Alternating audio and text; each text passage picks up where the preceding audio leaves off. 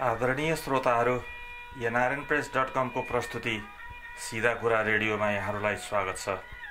America लगायत विश्वव्यापी नेपाली समाजको सकारात्मक प्रवर्धन र नकारात्मक पर्दाफास सीधा हुने यो रेडियो सीधा कुरा वेबसाइट, फेसबुक, ट्विटर जस्ता सामाजिक सञ्जालहरूबाट सिधै सुन्न सक्नुहुनेछ।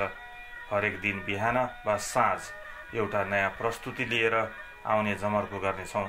तपाईहरुकै सीधा कुरा रेडियो। धन्यवाद। आदरणीय श्रोताहरू, नमस्कार। आज रेडियो सीधा कुराको स्टुडियोमा हुनुहुन्छ NRN NCF USA को आसन्न निर्वाचनका बहुचर्चित उम्मेदवार doctor Keshav Paudel.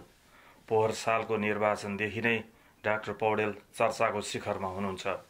NRN NCF USA को अधिकांश मतदाताहरूबीच परिचित अध्यक्ष पदका प्रत्याशी डाक्टर पौडेल आफ्ना विविध एजेन्डाहरू सहित अहिले विभिन्न राज्यहरूका मतदाताहरूबीच अन्तर्क्रियाहरूमा व्यस्त हुनुहुन्छ।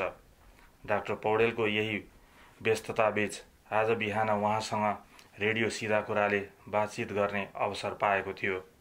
सुन्नुहोस् उहाँसँगको कुरा। केशवजी नमस्कार। नमस्कार हजुर। नमस्कार। केशवजी, तपाईलाई रेडियो सीधा कुरामा स्वागत छ। धन्यवाद हजुर।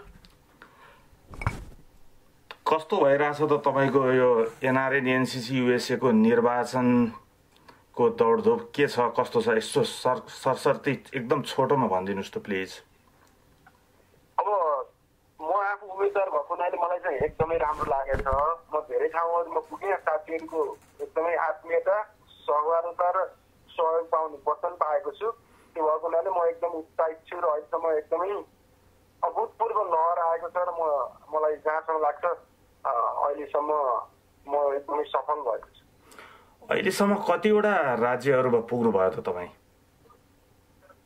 अब राज्यहरू त मैले त्यो काउन्ट गर्नै पर्छ, तर मलाई जहाँसम्म लाग्छ मुख्य मतदाता भएका ठाउँहरू California, New York, Maryland, Texas, Virginia, Boston, Connecticut, धेरै ठाउँहरू, सिकागो, यस्तो ठाउँहरू सबै ठाउँ पुगिसकेँ म। अब तर यो क्रम जारी छ। सकेसम्म सबै ठाउँका मतदाताहरू सामु पुगेर उहाँलाई आफ्नो कुरा राख्ने प्रयासमा छु। एउटा कुरा बताइदिनुहोस् न, तपाईँको क्यालिफोर्नियाको भिजिट चाहिँ कस्तो रह्यो त? क्यालिफोर्नियाको भिजिट चाहिँ मेरो अब यो मेम्बरसिप ड्राइभको क्रममा भएको थियो। हजुर। मेम्बरसिप ड्राइभको क्रममा म सान फ्रान्सिस्को गएँ। मैले एउटा प्रोग्राम राखेँ। साथीहरूको एकदमै अभूतपूर्व उपस्थिति र उत्सुकताबाट म चाहिँ एकदम उत्साहित भएको छु र त्यहाँका साथीहरूले दिनैदेखि मलाई माया गरेको र सहयोग गर्ने वचन दिनुभएको छ र अनि त्यसमाथि उहाँहरूले गरेका सम्पूर्ण प्रश्नहरूको उत्तर मैले दिएँ र उहाँहरूको मन जित्न सफल भएँ भन्ने मलाई लागेको छ। त्यसै गरी म लस एन्जल्स गएँ। त्यहाँ चाहिँ पिकनिक थियो। एउटा पिकनिकमा सम्पूर्ण साथीहरू 300 देखि 400 मान्छेहरू उपस्थित भएको ठाउँमा धेरै मान्छेहरूलाई भेटेर आफ्ना कुराहरू राख्ने कोसिस गरेँ र त्यहाँबाट पनि म एकदमै धेरै उत्साहित भएको छु। तपाईँको न्युयोर्क भिजिटको एउटा प्रसङ्ग पनि यहाँ जोडिहालौँ। तपाईँहरू 4 जना उम्मेदवारहरू, सशक्त उम्मेदवारहरू एउटा गोप्य बैठकमा बस्नुभयो भन्ने कुराहरू थियो। त्यसको एउटा छोटो विवरण केही दिन सक्नुहुन्छ? होइन, अब त्यो गोप्य बैठक भन्ने अथवा भेटघाट भन्ने अब त्यो चाहिँ तपाईँहरूले लिनुहोस्। अब त्यो चाहिँ भेटघाट भएकै हो, कुराकानी भएकै हो र एक आपसमा आफ्ना कुराहरू राख्ने र के कारणले तपाईँ अथवा म अथवा अरू कुनै साथी उठ्ने भन्ने कुराहरूमा छलफल भएको हो र हामीहरूका बिचमा कुनै निष्कर्षमा हामी नपुगे पनि सम्पूर्ण साथीहरूका बिचमा सहमति गराएर अगाडि जाने भन्ने किसिमको सहमति चाहिँ भएको छ। अनि त्यो सहमति त भयो, त्यसको नेतृत्व कसले गर्ने भन्ने खालको केही निचोड छैन? अब यस किसिमको कुरा अन्तिममा निर्णय नभइन्जेलसम्म मैले भन्न चाहन्न। त्यो गोप्य बैठक थियो र अब पछि तपाईँहरूले सुन्नुहुनेछ र निकट भविष्यमै त्यो थाहा हुन्छ। अनि न्युयोर्कका मतदाताहरूको चाहिँ मन बुझ्नुभयो त? के छ त्यहाँको स्थिति? होइन, अब न्युयोर्क त मेरो अब आफ्नो ठाउँ नै हो। 10 वर्ष न्युयोर्कमा बिताएको हो। म अहिले चाहिँ न्यू मेक्सिको गएको छु र त्यहाँका मतदाताहरूलाई मैले एकदम नजिकबाट चिनेको छु र सम्पूर्ण मतदाता साथीहरूको एउटै कुरा थियो, तपाईँ आउनुभयो, तपाईँ धेरै खट्नु भएको छ, तपाईँले हाम्रो कुरा बुझ्नु भएको छ र मेम्बरसिप ड्राइभमा पनि तपाईँ आउनुभयो, हाम्रो घर घरमा तपाईँलाई अवगत गराउनुभयो, अवेर गराउनुभयो र यो चाहिँ तपाईँले हामीलाई एनआरएमको बारेमा बताउनुभयो। त्यो भएको हुनाले हामी तपाईँप्रति एकदमै पोजिटिभ छौँ भन्ने उहाँहरूले मलाई कुराहरू गर्नुभएको छ र उहाँहरूको चाहिँ एनआरएम प्रतिको आकर्षणबाट म एकदम उत्साहित भएको छु। यही सिलसिलामा तपाईँलाई एउटा टेक्सासको प्रसङ्ग पनि ल्याउँ। टेक्सासको प्रसङ्गमा चाहिँ तपाईँको टेक्सास भिजिटको सानो एउटा टिप्पणी गर्नुहोस् न, कस्तो भयो त त्यहाँ पनि? अब टेक्सासको पनि म मेम्बरसिप ड्राइभकै क्रममा गएको हो। 3 दिन अगाडि मलाई साथीहरूले खबर गर्नुभयो। म चाहिँ अर्जेन्टली त्यहाँ चाहिँ आफ्नो घरको समय छुट्याएर विकेन्डमा थियो गएँ। अनि त्यहाँ चाहिँ टेक्सास एरियाका कम्युनिटी लिडरहरू धेरै उपस्थित हुनुभएको थियो र उहाँहरूको पनि एउटै प्रश्न थियो, हामी किन एनआरएम बन्ने र एनआरएम बनेपछि के फाइदा हुन्छ भन्ने कुराहरू। त्यसलाई मैले आफूले प्रस्ट्याउन कोसिस गरेँ र मैले उहाँहरूलाई भने तपाईँहरू चाहिँ एकदमै ठुलो स्टेटको पार्टीहरू हो। टेक्सास भनेको नेपालको 5 गुणा ठुलो छ र यहाँ पपुलेसन पनि त्यस्तै नै धेरै छ। अहिले 35,000 40,000 पपुलेसन नेपाली पपुलेसन छ भन्ने अनुमान गरिएको छ। त्यो भएको हुनाले अब हुन त त्यो चाहिँ सङ्ख्यामा प्रदर्शित भएको छैन, देखिएको छैन। त्यो गराउनका लागि तपाईँहरूले सम्पूर्ण जनसमुदायका माझ जानुहोस् भनेर त्यहाँका सबै कम्युनिटीका नेतृत्वका साथीहरूलाई रिक्वेस्ट गरेँ र उहाँहरूले प्रमोट गर्नुभयो। हामी सबैलाई ठुलो स्टेट ठुलो बनाएर देखाउँछौँ भनेर केही हदसम्म सफल पनि हुनुभयो। उहाँहरू अहिले चाहिँ तेस्रो स्थानमा हुनुहुन्छ र उहाँले धेरै राम्रो काम गर्नुभयो र त्यहाँका मतदाताहरू पनि म उम्मेदवार उठ्ने भन्ने खबरबाट उत्साहित भएर बनेको भन्ने मैले चाहिँ अलिकति बुझेको छु। त्यसबाट मलाई एकदमै सकारात्मक भएको छ र म एकदम आशावादी छु उहाँहरूबाट। हजुर, यही सिलसिलामा एउटा अर्को कुरा पनि जोडिहालौँ तपाईँको। हिजो तपाईँ association of the Nepalese in the अमेरिकाजको एउटा त्यो मिनी कन्भेन्सनमा भर्जिनियाको मनाससमा पनि बोल्दै हुनुहुन्थ्यो।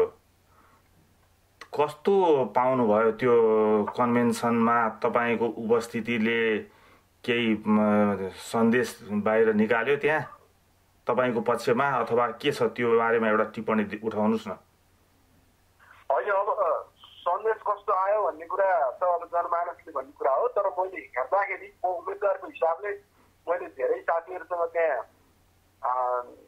कुराकानी गर्ने मौका पाएँ, मित्रता गाँच्ने मौका पाएँ र सबै साथीहरूले अब आउने नेतृत्व कस्तो हुन्छ र केशव पौडेल एउटा सशक्त उम्मेदवार हो र यसको कुरा सुन्नुपर्छ भनेर साथीहरू चाहिँ मेरो अघिपछि लाग्नुभयो। मैले उहाँहरूलाई सकेसम्म आफ्ना कुराहरू राख्न कोसिस गरेँ। मैले आफ्नो मन्तव्यका क्रममा पनि अब एनआरएम कस्तो हुनुपर्छ र एनआरएम र एएनएको बिचको सौहार्दता, समझदारी, सहकार्य कसरी हुनुपर्छ भन्ने कुराहरू आफ्नो एकदम प्रश्न पारेँ। त्यस कार्यक्रम पश्चात धेरै त्यहाँका कम्युनिटीका नेतृत्व वर्गहरूले र त्यो विभिन्न अर्गनाइजेसनका साथीहरूले मेरो कुरा एकदमै मन पर्यो, पोजिटिभ लाग्यो र तपाईँसँग हामी सहकार्य गर्न तयार छौँ भनेर मलाई उहाँहरूले वचन दिनुभयो। त्यसबाट म एकदम उत्साहित भएँ र म चाहिँ एनआरएलको एउटा चाहिँ क्यान्डिडेटको हैसियतले अब अर्को सशक्त सङ्गठन एएनएको साथीहरूसँग भेट्न पाउँदा एकदमै खुसी लाग्यो र म एकदम उत्साहित भएको छु त्यसबाट पनि। तपाईँ त्यसको लगत्तै मेरील्यान्डका केही कार्यक्रमहरूमा पनि उपस्थित भएको मैले जानकारी पाएको छु। त्यसको पनि के छ त त्यहाँ सिचुएसन के छ त्यो पनि खुलाउनुहोस् न। मैले के छ भने अब मेरो फेसबुक मार्फत मेरो कार्यक्रमहरू प्रश्न पारेको थिएँ के हुन्छन् यहाँ एक्टिभिटिज भनेर। अब मेरो भर्जिनियामा साथीहरूसँग भेटघाट थियो बिहान। त्यस पछाडि दिउँसो म एएनएको कन्भेन्सनमा गएँ।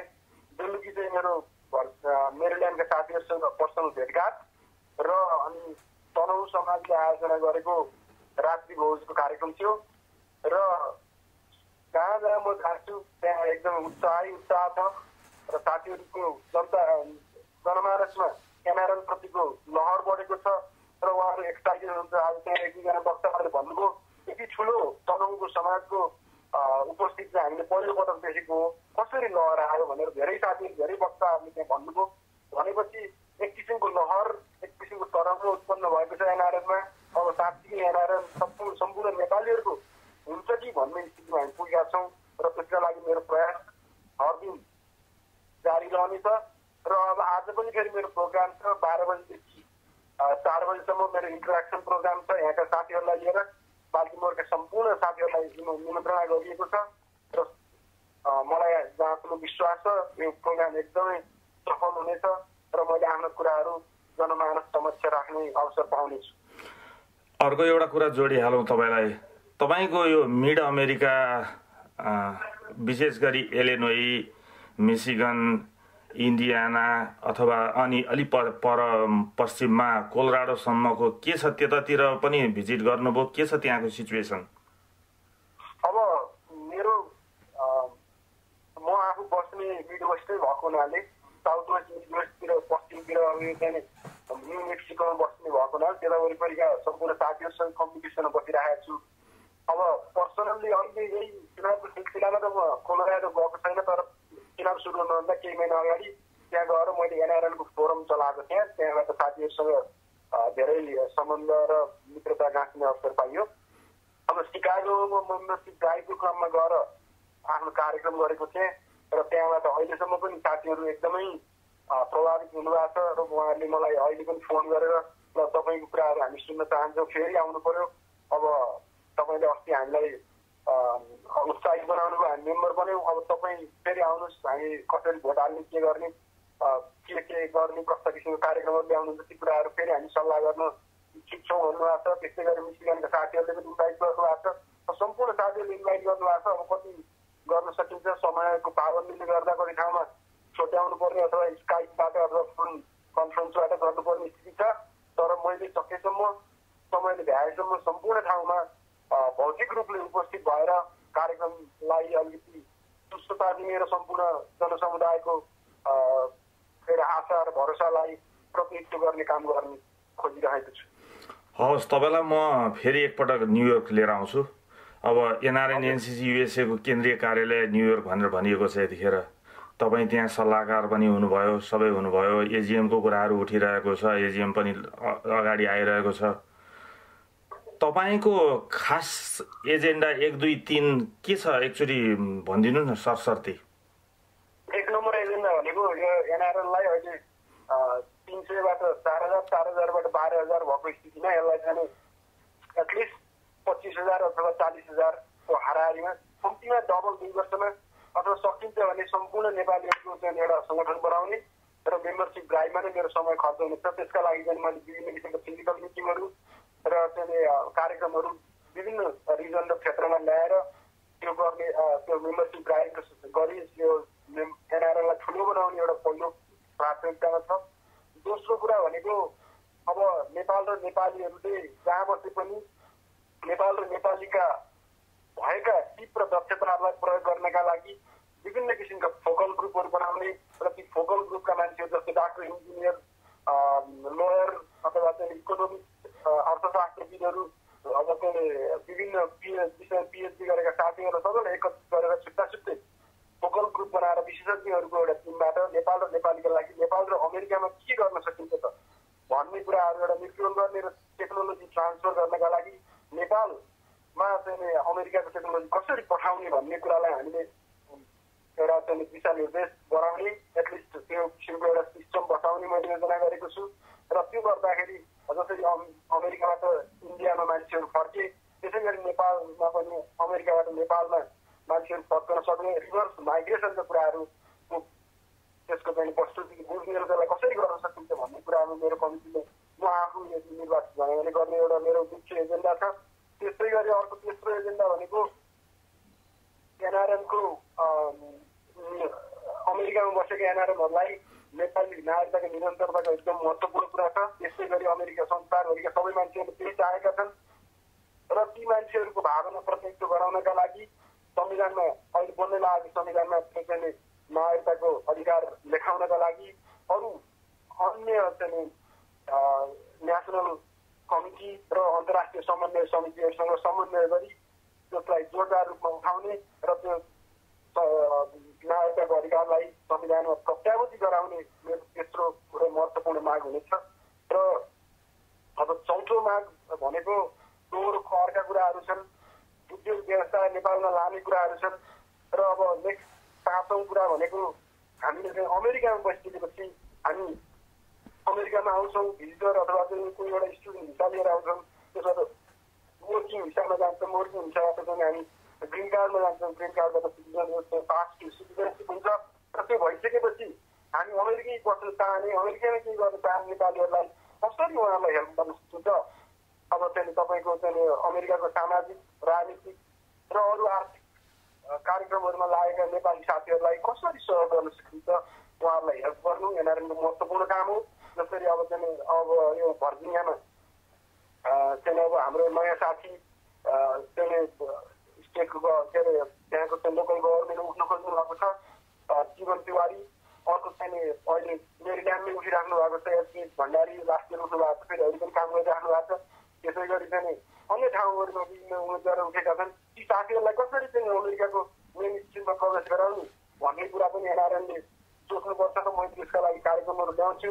हवस् त, ल तपाईँलाई मैले यहीँ समय सिद्धियो भन्नु पर्यो। अब तपाईँलाई धेरै धेरै धन्यवाद छ। तपाईँको यो कुराहरूलाई म अब अगाडि बढाउँछु। हवस् त, धन्यवाद।